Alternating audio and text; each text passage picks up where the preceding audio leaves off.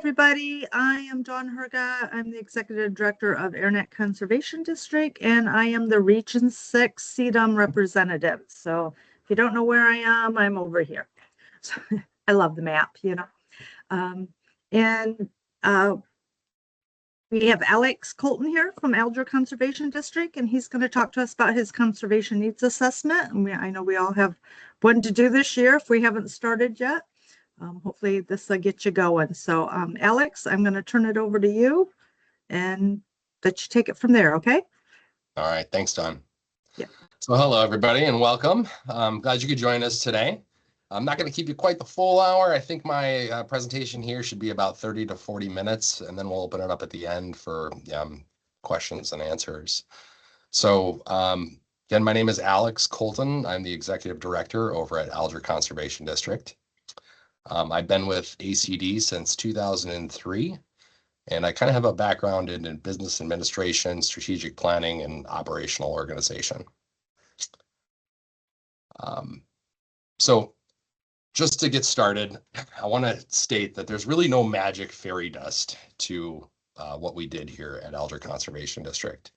What we really focused on was figuring out what everybody else's experiences were at the conservation district level, and then kind of adapted little pieces here and there, and then made our own in there. So these are simply just best practices, things that we did today that hoping just to share with you. And if it makes sense for you, please feel free to adapt them.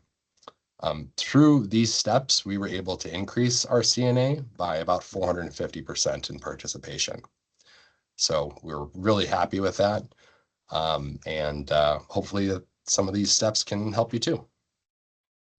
So I guess I'll get started that before we ultimately implemented our CNA at Alger CD, we did reach out to all of the conservation districts. I know some of the names here, you probably filled out the survey that we requested based on your experience of the CNA over the past few years.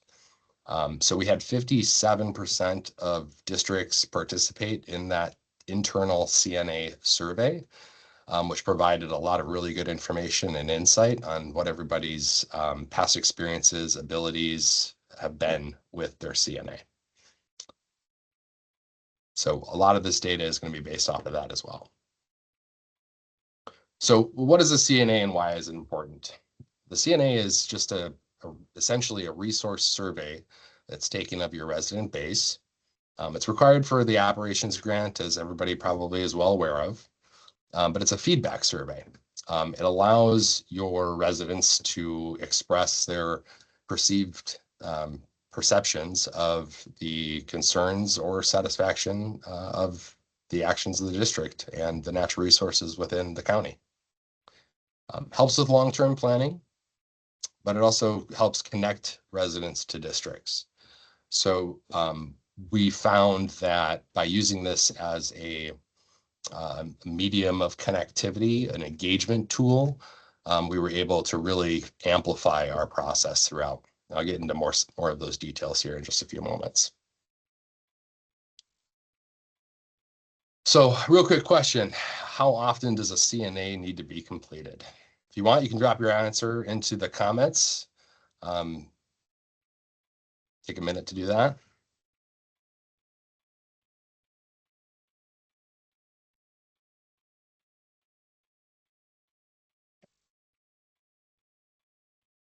Yeah. So spot on. C is the answer. Per the operations requirements, a district is required to survey their resident audience at least every 5 years. But did you know that you could do it more often than that? A CNA can be done every year, can be done every 2 years. The minimum requirement is that you do it every 5 years. There are some districts that keep it open for a couple of months.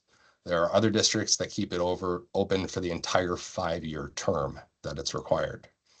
So it really depends on the type of engagement that you get, but it does need to be done every 5 years. So preparing for a CNA. Again, these are the key points to focus on. and consider when you're starting to begin the process of putting together your district CNA, or what we did for ours. So ultimately, what are your goals with your CNA? A lot of people treat the CNA, from what I read and the input that I had from district managers, is they want to, better understand what the needs of the residents are, and that should be a primary goal. But then it's up to the district manager, the board of directors, to really establish, are those goals attainable by the district? There are primary examples where, for example, we have our residents, there were a few that provided feedback that they'd like to see their electricity bill cut down. Well, I agree with that sentiment. It's not something that we can do.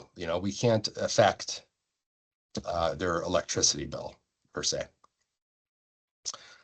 Secondly, keep in mind funding. The more funding that you have, the more you can leverage every opportunity to get responses to your CNA. We'll jump more into that in just a few moments. What type of staffing do you have? Every district's ability to either create or implement and drive CNA responses is really just going to depend on how many people you can get involved. And then what mediums are you going to use throughout that process? Some people like to use hard copies, while other people use online surveys like Google Forms, Jot Forms. How about print, newsletters, all of the above? One of the things that helped us out a lot was to really speak with our partners regarding the CNA and to collect some of their feedback and input on questions that could be answered on their behalf or in partnership with the district. But then I also engaged a few of our really highly engaged residents to kind of pick their brain and see what if they had feedback based on past experiences with the CNA.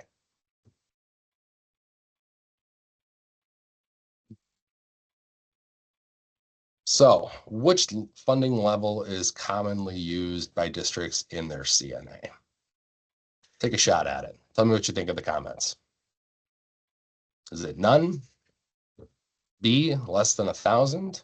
C, 1,000 to 3,000? Or D, not sure?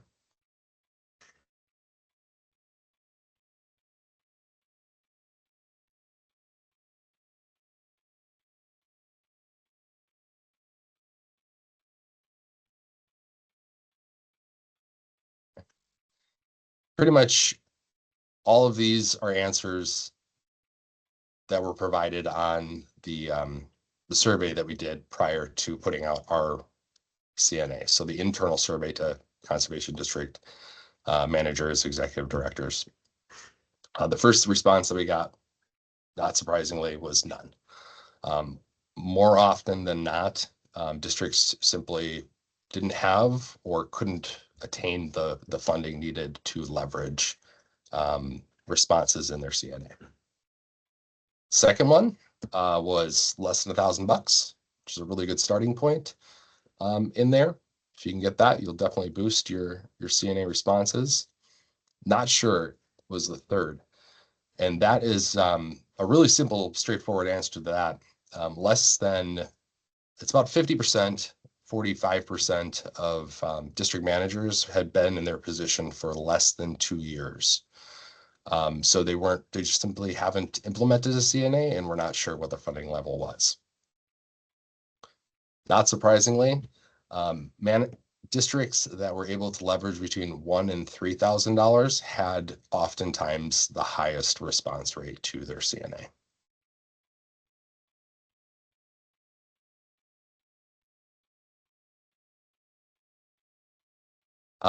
Who here has had some experience implementing a CNA and run into funding challenges for their CNA? Whether that's communicating to the board that it's important to appropriate the funds or the funds weren't available. Kind of curious to hear your input on that.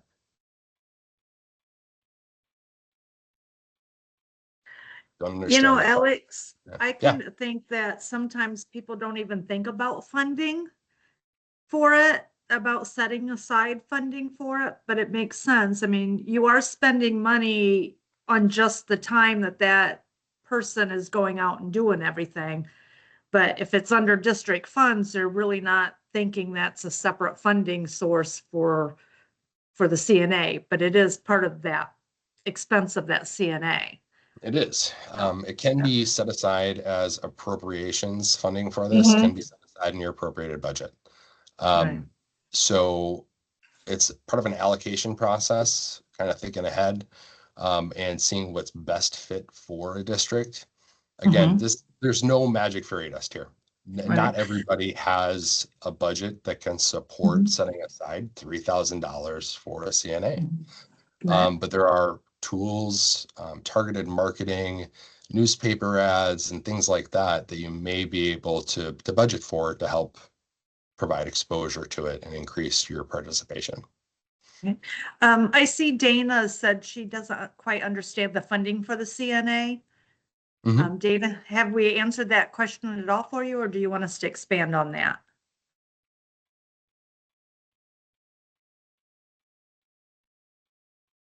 Okay. A little. Yeah, I've only been here for just about a year. So, Sure. yep, everything's a funding challenge. So, I just thought you would just get it out of your ops money. Right. So you definitely can, but any monies that you're going to set aside have to be appropriated by the board, right? So it's something that you kind of have to start that conversation as soon as possible. When we were, just for example, what I did was I started my budget conversations in May of last year to appropriate the funding. So I had time to kind of present the information, see if there were any challenges, step back, come back with more information, answer questions, kind of go back and forth. So it really just comes down to what your budget allows for a lot of the times, like any budget. So some of the things you're going to spend money on is obviously time, staff time, right? To go get these surveys filled out and develop them. Also like advertising, maybe Alex, just go over some of the things that you guys have spent money on. Maybe that might help everybody out a little bit. Sure, absolutely. So the things that I specifically budgeted for through our budgeting process in regards to the CNA were things like advertising and marketing. We used both print and digital marketing this year on our CNA. We pushed it out through Facebook posts that were boosted. We used targeted marketing depending on the participation level of certain townships. So created specific engagement pieces that were only shown on Facebook to that township. We used newspaper ads. We used the newsletter. We used tree sale. So a lot of the funding was just simply advertising and creating the exposure. The other side of the funding that I found helpful to have that budget conversation with is the tools behind collecting, sorting, and access of the data. Not only on the front end with our residents, but on the back end for the staff. Because the more time you're going to put into the process is going to cost your district more money, right? Time is money, simple. So we wanted to identify a tool that the resident base could easily interact with, but that we could also easily understand the data from. So we ended up using jot forms, which we found very helpful, highly customizable. You can download and manipulate the reports to really understand the data simply. So some of the programs like Jotform or, that's a paid service to be able to do something like that. So that might be something you want to put in your budget as well, or other forms, if you need to buy a program or something. You can also kind of get those forms and those programs and divide them up between your programs. So that might help you save some money there. We got a couple other questions. Somebody asked, do you have the survey fully online? We did the survey completely online. And then we provided both print and hard copy to anyone who may need them as well. Right. Which JotForms was able to convert our online survey into a PDF form for us, so we didn't have to duplicate the time and efforts behind that. Jill states that postage rates have gone up since the budget was made. Just a suggestion, Jill, your county has a postage meter that the county, maybe you could partner with them and they would let you just pay them and it might save you some money. If you have to send everything out like 70 cents a thing, it's going to be expensive. We have a postage meter. We've just had it forever. It only costs like 17 cents to send something out. So that might be, partner maybe with the township or the county, might help you a little bit. And James says, where did you get best bang for your buck? And what was click-through rate for Facebook? Did you track what the cost was per engagement method? Those are good questions, James. The best bang for our buck was hands down JotForms. We had a little bit that provided, we had to invest more time on the front end, obviously, to create the form and the flow through that we were looking for on the survey.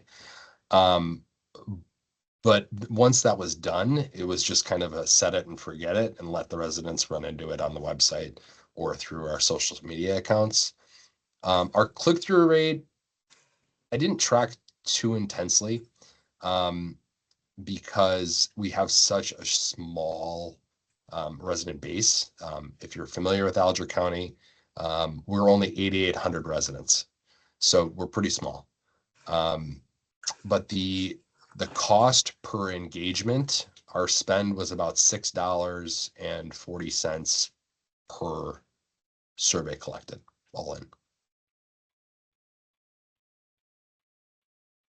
For social media advertising. And one last comment was, if you have a GIS account, you can use survey 1223. Yep. Yeah, and it's very easy to use and has a QR code that can get sent out too. Yeah, that's a good one.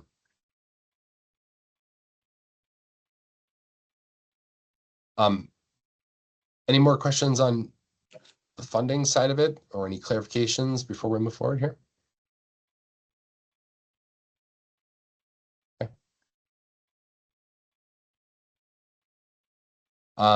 So this is what we did to prepare for this process. Again, we surveyed the Michigan conservation districts. This data is available to anyone who has access to the MACD shared drive. It's right in there. It's not too long, pretty basic information, but there's some really good information in there. We use that data, though, to help guide our conversation with the board so we could show the need for the budget on the CNA. And then, again, we had really in-depth conversations with both our partners as well as our volunteers who we see, a dozen times throughout the year, kind of pick their brain and get as much input as possible from people that we regularly interact with. I also involved the entire staff. I think this is a really important piece of the equation, particularly when you're creating questions and formatting questions for the general public. The more input that you can get on how a question is formatted or worded, or whether or not it's even relevant, will really help streamline your CNA, in my opinion. We did use the MDARD and MAC guidance materials. Those materials, again, are in that shared MACD folder.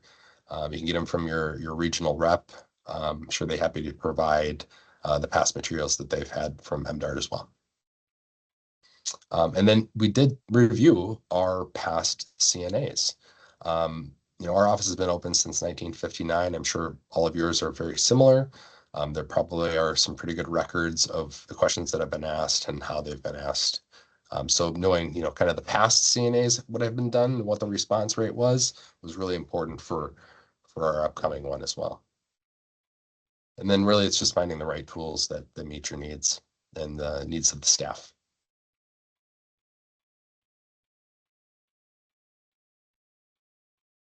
So, engagement, I think, is one of the pieces that really popped out through the internal survey that we did with the conservation districts. And then from my conversations with the volunteers and the staff in the past.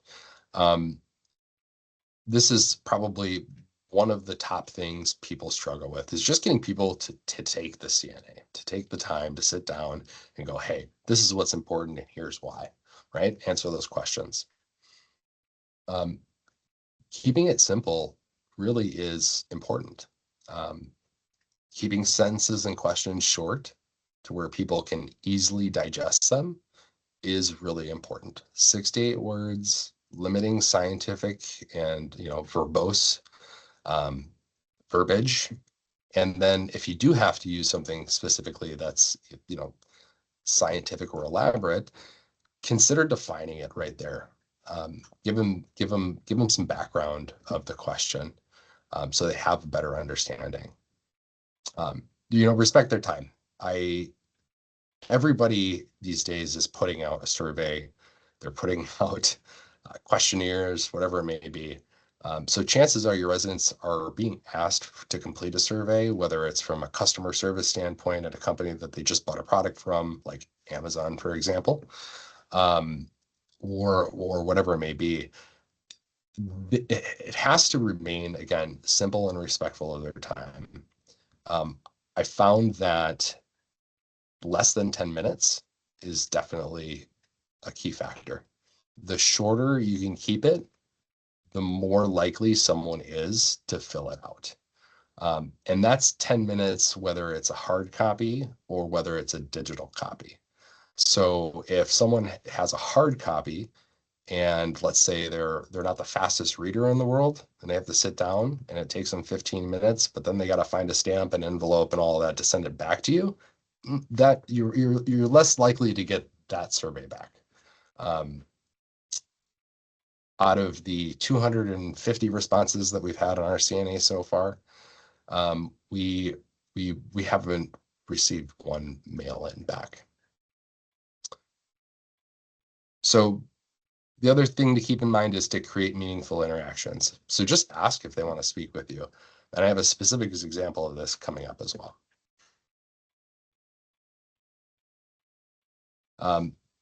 Then something really easy. Timing is everything. I highly recommend that you start this process and end this process in your peak engagement times. For most districts, that's likely going to be tree sale. Again, a step that you can take if it works for you. Consider creating passive marketing materials though as well. So like putting up posters, mailers, doing digital ads, and doing ads social and hard copy through newspapers, putting posters up at your grocery stores, at the post office, anyone that has like a community bulletin board with a QR code, that's going to go a long way. We had quite a few responses percentage-wise from those types of marketing materials. And then just remember to integrate the information into everything that you possibly can. If it has an external touch point, if it's going out and being seen by residents, you might as well put a quick, hey, take the CNA, here's the QR code onto that piece as well. In the past, Alger CD had typically done the survey and run it for about 3 months based on historical information. We did ours this year for 15 months and found that really helped a lot. We also got different cycles of residents that were up here maybe seasonally versus full-time. We were able to capture some additional information from people who are in the county maybe just for fun as well and how they engage with us. Quite a few. But you can, again, technically you can leave the CNA up for up to 5 years. You just have to report back on it within that 5-year period. So the limit is just completely up to you and how long it stays up.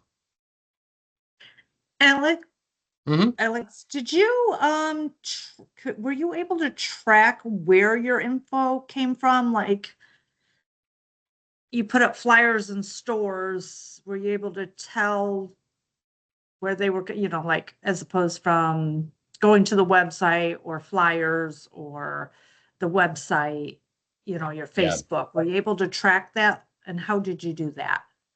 So we were able to do, we were able to track some of that information. We used tracking QR codes. So whomever who fill out the survey, we knew based off of the QR code that they used.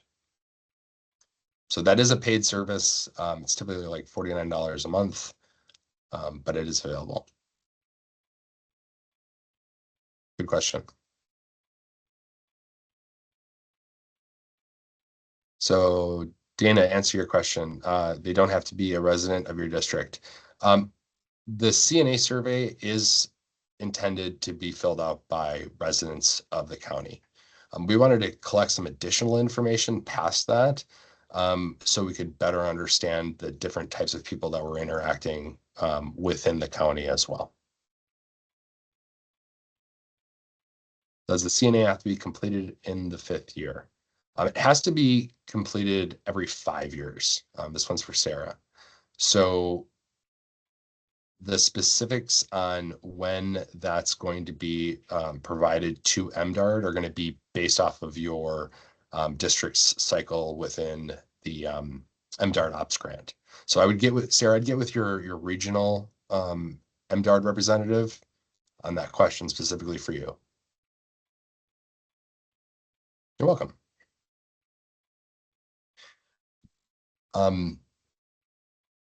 So another thing to keep in mind is just be prepared to answer questions about the process.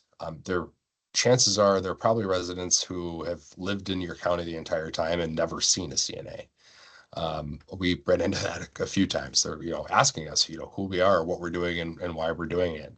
Make sure you get your staff, your partners, and your board members on the same page. If everybody's providing a different answer to that, it could be really confusing for your residents. Navigating negative responses is one that we didn't run into a whole lot, but we did run into the occasional person who was very passionate about their opinion. So identifying someone who can help navigate that situation, whether it's in a public space or online, and how it should be addressed, is highly recommended. And then just don't forget to make adjustments. We had to make a couple of adjustments to the verbiage on a couple of our questions because it was confusing for some people. And we knew it was confusing because the answers that they were providing were just way off of what we were ultimately looking for, right? Or trying to gauge. So don't be afraid to make adjustments as you go. It'll only help the residents and your process in the long run. James wants to know did you have a single survey or did you have different ones for residents versus partner organizations? Yeah, that's a really good question. So the answer is yes and no. We did have a single survey, but we used pathways. So if it's called conditional formatting, right? So if someone answered a certain way on the CNA, they were given a different path through the questions being asked. So a partner, for example, is going to have a different question pathway versus a resident. A part-time resident may have a different pathway from a full-time resident. But we also have residents we found who should have input on the CNA, but maybe don't own property. They're voting residents. They pay their taxes. They support our district. We do have a millage here. So we wanted to create something that was also friendly for residents that didn't own property. So we didn't want to ask them, well, how big's your property? How do you use your home? What type of conservation practices do you use at home? So on and so forth. So they weren't seeing any of those questions. Instead, they were seeing some of the bigger picture stuff that we wanted to ask about, like forestry issues, waterway issues, water quality issues, agricultural issues that could be perceived. So we used conditional formatting to create multiple pathways for specific resident types. Does that help answer the question, James?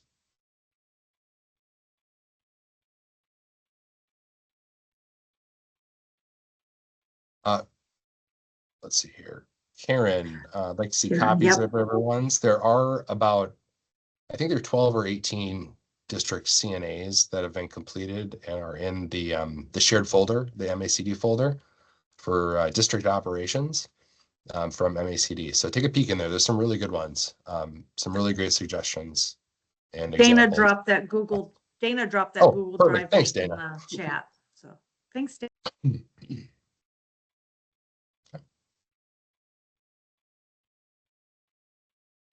One of the things that I would highly recommend, if you're not already doing this, is just to thank your residents for their time. Chances are they're not being compensated for the CNA. We didn't offer any type of a reward for filling out the CNA, but then to ask them, would you like to speak with us about this survey or any other district operations? And the reason that I say ask this question specifically is because it creates another layer of engagement. So if you're trying to create healthy engagement, you got to open it up with just a conversation, right? We have 300 people. I know this is a lot, but we had 300 people say they wanted to talk to us, which was amazing. We've gotten through a lot of them, but it's just another layer to talk to them and to engage with them. We ended up getting a ton of volunteers that'll help us in the field because of this, become aware of certain things that maybe were not on our radar previously. Or, what feels good too is just, getting the compliments from residents being like, hey, I see you guys are doing this, this, and this. It just feels good. So it creates a feel good process all the way around. They feel heard, you get critical feedback, and so on and so forth. So if you're not asking this question, I'd highly recommend that.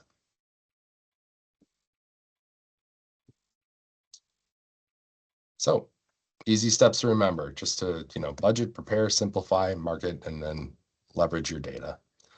So yeah, like I said, I don't have any magic fairy dust here, but this is, in my experience, things that created the success we found today or this year at Alger CD.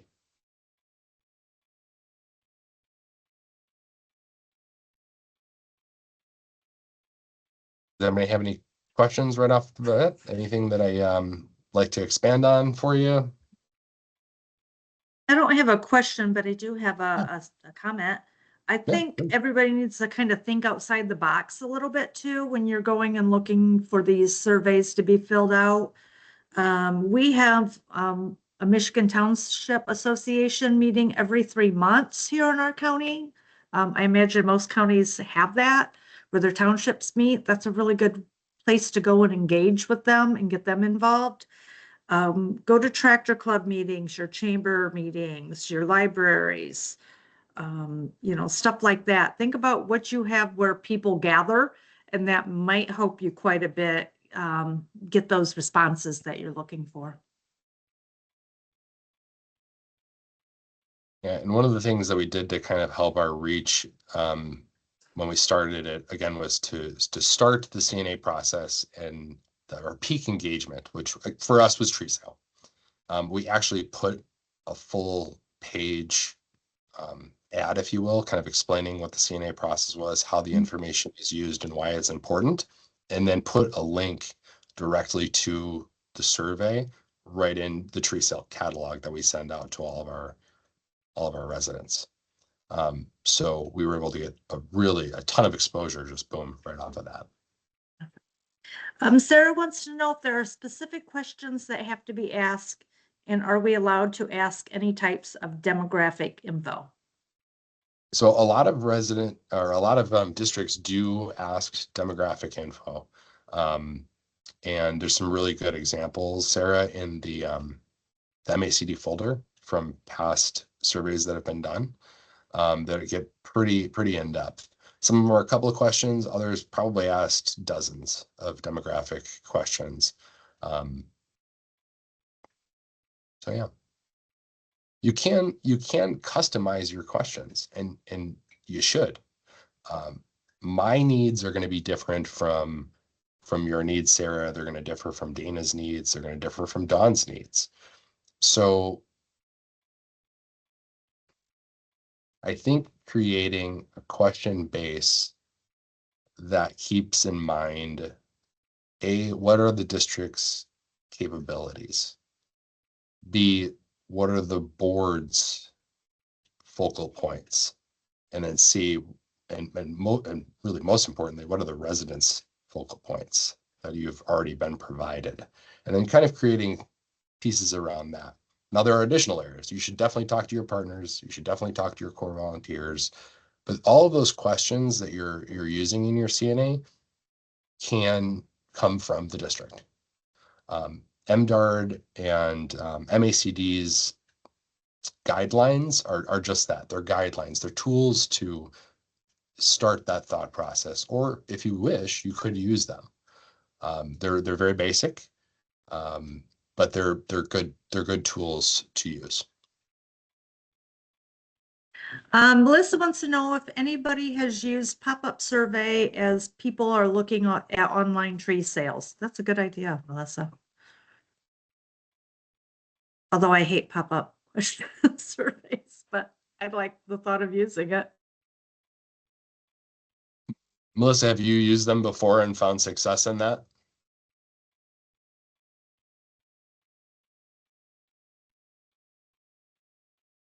She might still be muted. We did attach a Jotform survey on our response invoice last year to our tree sales, asking people if they had any suggestions on items they would like us to sell. So, I mean, we didn't get a super huge response, but we did get some responses. So that might be a thought, you know, as you're sending that invoice, confirmation invoice out, you know, attach it onto that email. Yeah, and we in our CNA, we asked other questions that weren't necessarily like natural resource focused, but more focused on Alger CD's perceived satisfaction and operations to gauge how the residents viewed us, whether we were successful or whether we needed areas of improvement. We had some really good responses to that. And we're able to gauge that, in fact, our resident base was really satisfied with not only the work that we were doing, but the outcomes that from that work were really successful too. So I would recommend, gauging the perception of your residents to your operations in your survey as well. Again, creating the right questions, and creating whatever questions you ultimately feel are going to be beneficial for the district. Alex, you said that you had, depending on how they answered different questions. Did you have one for farmers? Like if they were a farmer, did you ask if they were a farmer? Because I really think we need to get more information from farmers on our end as well that we haven't been getting. So yeah, absolutely. We did have a pathway for individuals who identified their properties being used for agriculture. Yeah. And I guess on that pathways, you did that through Jotform, correct? I did. Jotform was the primary tool that we used. I just renewed it here this year. It was $449 for the year.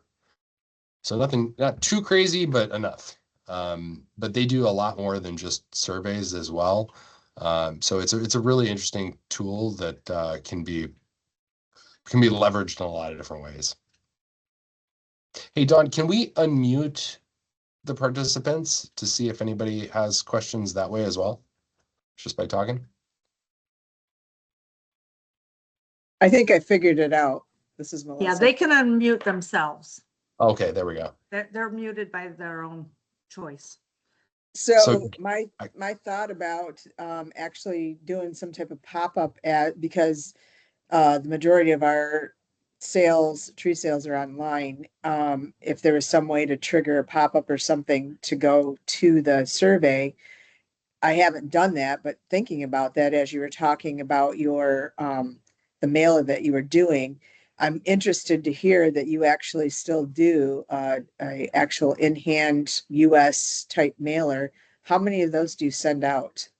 What's This your year circulation? this year we sent out 5,900. Okay. All right. Same. All right. Yep. Good to know. Yeah, and I would say our response rate was probably around 1.5% on that.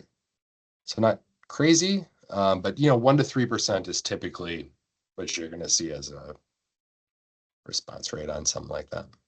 Well, the marketing concept is that, and that's why I've stuck with, I've entertained a few different times going totally online and advertising in that way, but marketing concept is that you need to touch somebody 3 times in order to get them to act.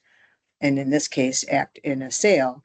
And so I still send out those and I religiously go through my list, but I'm close to 5,000. Also do the electronic stuff, but I am also hitting them with signs on the roadside as well. And so my thought is I've got them 3 times. So Yeah, for I whatever think that's worth. that's outstanding.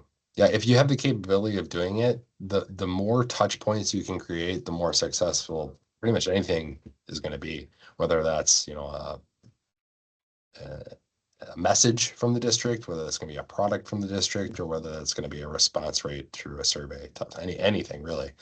The more touch points you have, the better off you are. Yeah. Sometimes if you mail to your whole county, we mail our tree sale flyer to our whole county. And we do that not thinking we're going to get a sale from every one of those, but it gets our name in their households at least once a year, in a printed Absolutely. material. Absolutely. Absolutely. Yeah, Jill, to answer your question in the comments here, I would recommend JotForms. I found it to be very easy to use. Again, provided streamlined data for us. It was really easy for our residents to access and interact with it. So I would highly recommend it. It's definitely a good investment in my mind. It does generate good reports. There's a ton of different type of reporting that you can do. Anything from PowerPoint presentations to Excel spreadsheets to, there's quite a bit. It's extensive. It's a pretty robust program. I can see different partner reports and responses throughout the survey. You can customize your report in any detail possible.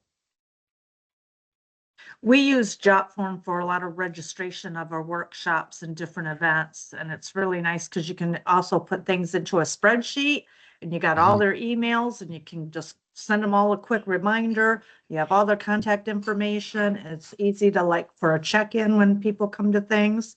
And we did use our JotForm as well last CNA. That's what we used. And it does make some nice reports. Yeah, if everybody would like to see an example of our survey, it is up on our website, right on the main homepage. If you scroll down just a little bit, you'll see it, but it's embedded in our homepage. So you can actually go right through and do the entire survey. Take a look at it if you'd like.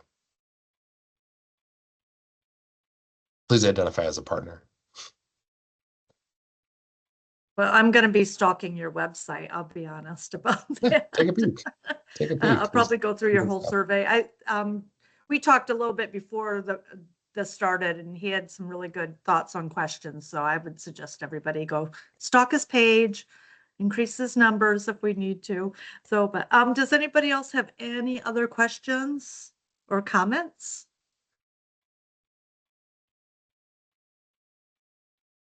everybody's good.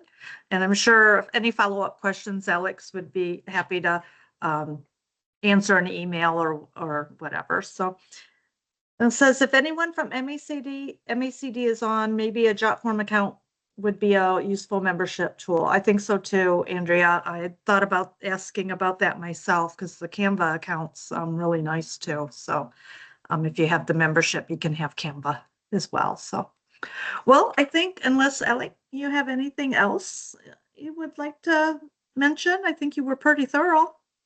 Well, I appreciate that. No, I don't have anything else right off the bat, but if anybody does have questions that they'd like to ask or follow up on, you're more than welcome to reach out to me anytime.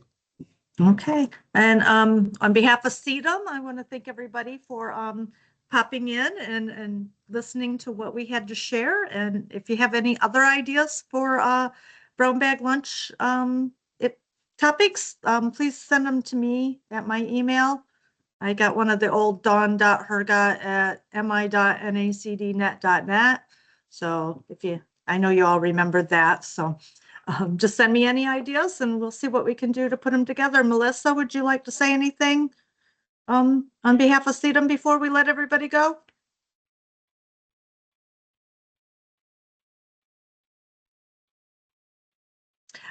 I'm going to take that as no.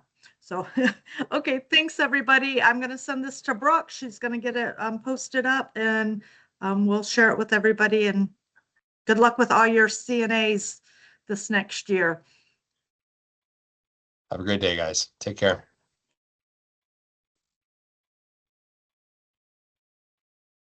Thanks again, Alex. Stop.